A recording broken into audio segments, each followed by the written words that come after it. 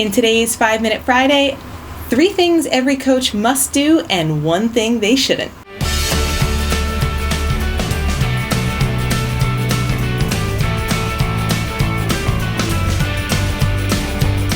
Hello coaches! Welcome back to another episode of 5-Minute Friday from Eduro Learning. My name is Kim, and today I'm talking about 3 things every coach must do and 1 thing they shouldn't. All of these ideas have been gathered from our Coach Better podcast, where we talk to teachers, school leaders, librarians, and counselors, and coaches about coaching in schools. So here are the 3 things every coach must do and 1 thing they shouldn't. The first thing every coach should do is be there. Go into classrooms, be where the teachers are, and be visible. All of the teachers we talk to talk about the challenge and the struggle of time and actually having the ability to leave their classroom and go to a planning meeting with a coach. All of them talk about how valuable it is for them when a coach just shows up.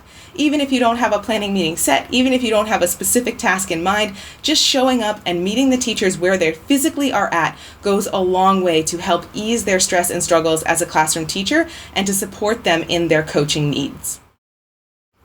The second thing that coaches should do is anticipate teacher needs. As a coach, when you don't have your own classroom anymore, sometimes you kind of forget about the challenges of what it's like to be a full-time classroom teacher. But if you can put yourself in the teacher's shoes and anticipate their needs and know them really well so that you can support them exactly when they need it, that kind of just-in-time learning that we often talk about with technology, that's a huge value to teachers. By knowing your teachers, you can actually bridge the gap between the teacher's goals and the skills that they currently have. And that's what coaching is all about, helping them reach their goals. The third thing that coaches should do is say yes. The most important part of building a coaching culture in your school is prioritizing relationships. And sometimes that means helping teachers where they're at and doing tasks that may be slightly outside of your job description. It might not be something that's fun or interesting to you. It might be something you've done 100 times before. It might be something you've done 100 times before with this very same teacher. But saying yes is part of those small steps in building that coaching relationship with those teachers so that you can have a larger, more successful coaching culture at your school. All right, and finally, the 1 thing coaches should not do.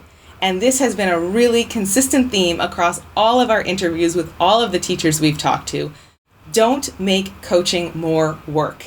Expecting teachers to have lots of time to come and plan with you what they'd like to do in their classroom, or expecting them to be able to respond to emails during the day, or even expecting teachers to be able to make consistent appointments over time is really challenging for teachers in the classroom. So when you have those expectations of teachers, you're actually putting up roadblocks. They want to work with you. They just really struggle to find the time. So don't make coaching more work. Go and be where they are so you can have those conversations even in an informal setting, so it seems like something that's supernatural and not something that takes a lot of extra time away from their current needs in their classroom. All right. Those were 3 things that every coach must do and 1 thing they shouldn't. So as coaches, it's important for us to remember to be there, to anticipate our teacher needs, to say yes, and don't make coaching more work. Thank you so much for watching today. If you enjoyed any part of this video, please give it a thumbs up. It really helps us know what we should focus on. If you want to see more great coaching tips and strategies in under 5 minutes, subscribe to our YouTube channel and click the notifications bell to find out every time we release a new episode.